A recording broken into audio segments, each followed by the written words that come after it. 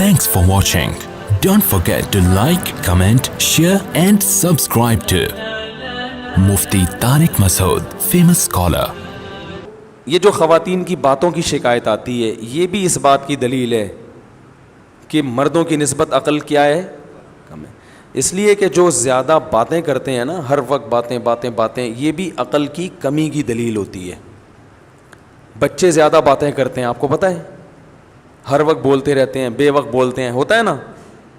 بچوں کو دیکھا بہترین صدقہ جاریہ حاصل کرنے کے لیے اس ویڈیو کو شیئر کرنا مت بھولیں. جزاک اللہ. ہے نا، کچھ نہ صبح اٹھتے ہی کچھ نہ کچھ بولنا چاہیے. جب وہ میچور ہوتے ہیں خاموش. جیسے جیسے انسان میچور ہوتا رہتا ہے اس میں خاموشی کا عنصر بڑھتا چلا جاتا ہے، یہاں تک کہ بالکل خاموش. کوئی ضرورت کی بات ہوگی تو کرے گا، چپ بیٹھا رہے گا، اسی میں اس کو سکون ملتا ہے. ہم نے بڑے بڑے علماء دیکھے ہیں، اپنے مشائخ کو دیکھا ہے. مفتی رشید احمد صاحب رحمہ اللہ کی میں اکثر مثال دیتا ہوں. ان کی آدھے گھنٹے کی مجلس ہوتی تھی. جب وہ مجلس میں آ کے بیٹھتے تو بسا اوقات پوری مجلس میں خاموش رہتے.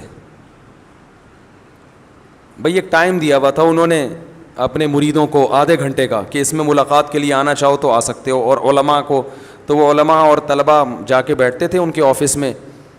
آفس میں بیٹھنے سے پہلے اے سی چلا دیا جاتا تھا اور اس میں اسپرے کیا جاتا تھا خوشبو کا. خوشبو کے وہ بڑے عاشق تھے. خوشبو کے بغیر جہاں خوشبو نہیں ہوتی تھی تو ان کو وہاں بدبو آتی تھی. ٹھیک ہے نا، بہت مہنگی خوشبوئیں استعمال کرتے تھے. تو وہ آدھا گھنٹہ انہوں نے طلباء کو دیا ہوا تھا. تو آتے نیچے آ کے بیٹھ جاتے، بیٹھ کے سب کو ایک نظر دیکھتے، تھوڑا سا مسکراتے، اس کے بعد چپ. کیونکہ کوئی بات ذہن میں نہیں آ رہی کرنے کی تو چپ بیٹھیں. ہم بھی چپ. ہم بھی یہ نہیں کہ اور بھائی سنائیں خیریت حضرت آج صبح ناشتے میں کیا کھایا آپ نے.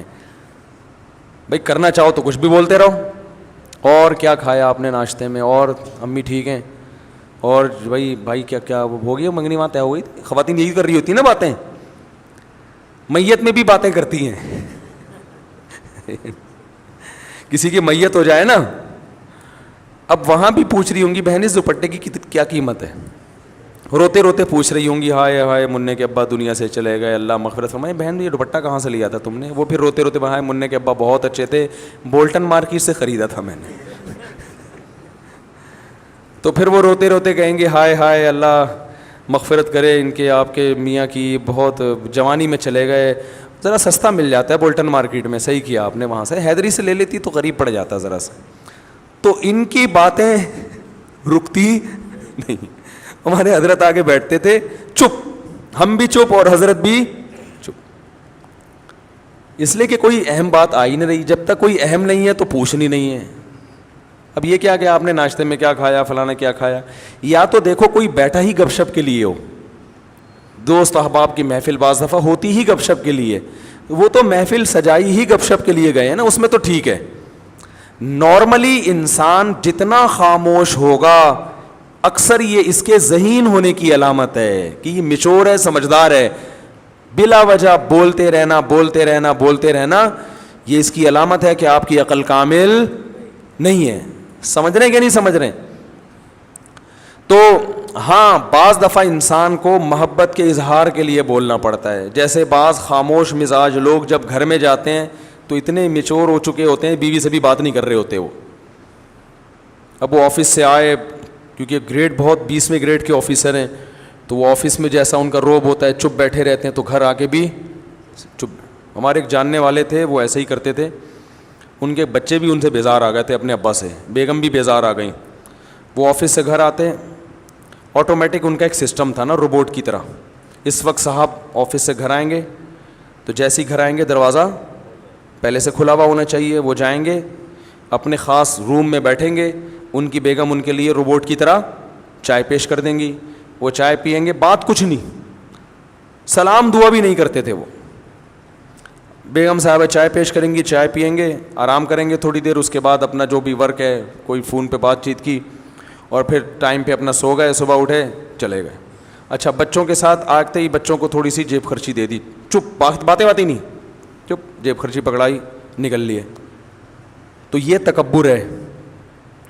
اس خاموشی کو کہیں آپ یہ نہ سمجھے کہ ماشاءاللہ بہت سمجھدار ہیں. مفتی صاحب نے کہا تھا کہ جو ذہین لوگ ہوتے ہیں وہ باتیں نہیں کرتے، چپ رہتے ہیں.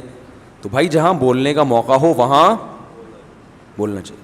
اللہ میرے والد صاحب کی مغفرت کرے. ہمیں والد صاحب کے انتقال پہ اتنا افسوس ہوا, گھر کی رونق ختم ہو گئی, کیونکہ جب وہ آتے تھے بات چیت کرتے تھے. لطیفے جو میں اکثر بیان میں سناتا ہوں والد صاحب سے سنے ہوئے ہم نے. تو گھر میں جب آپ جائیں تو بیوی بچوں کے ساتھ گپ شپ لگائیں. یہ گپ شپ محبت کے اظہار کے لیے ہوتی ہے, اس میں کوئی وجہ نہیں ہوتی.